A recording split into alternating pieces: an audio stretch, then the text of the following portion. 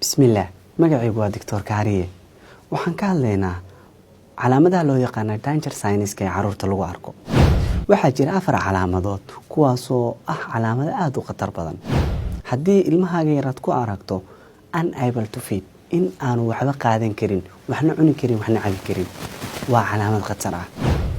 Haddii aad ku aragto ilmaha sidoo kaleeto convulsion ama inuu jareeyo, qandhaha qabato ama yaanay qabanin, waxaad u baahan tahay inaad ogaato calaamadaas inay tahay calaamad khatar ah oo loo yaqaan ayadana danger sign.